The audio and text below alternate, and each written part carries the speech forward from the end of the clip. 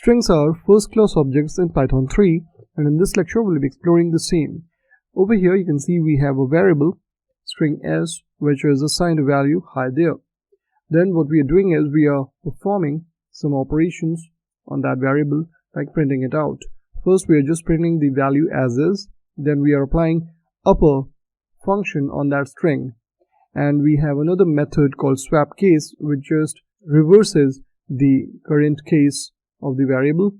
And finally we have formatting applied on the string, and then we are adding some value as well to it, like a numerical operation 10 into 2. So if I run this now, you'll notice the first output that it says is hi there as is, then it's all caps when we are saying upper, and then swap case is just reversing the current case of this variable s, and finally we have hi there and then the value 10 into 2 added to the string. Now we can also overwrite strings.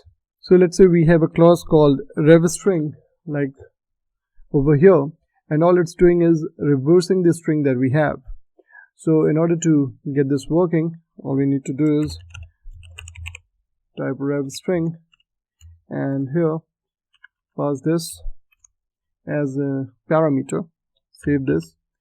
Now here I would like to highlight, this is the name of the class and this is the class name for string in Python 3. So when we are saying str, that is the class name of string in Python 3.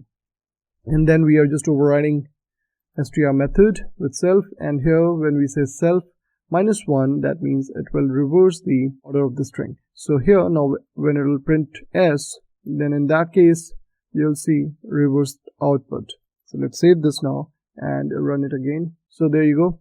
You can see this and the last one where we are printing s. Whenever we are applying some methods on the string, then this is ignored, but when we are just printing the variable itself along with formatting or just the variable without making use of any functions on them, then the output is what we have in our class.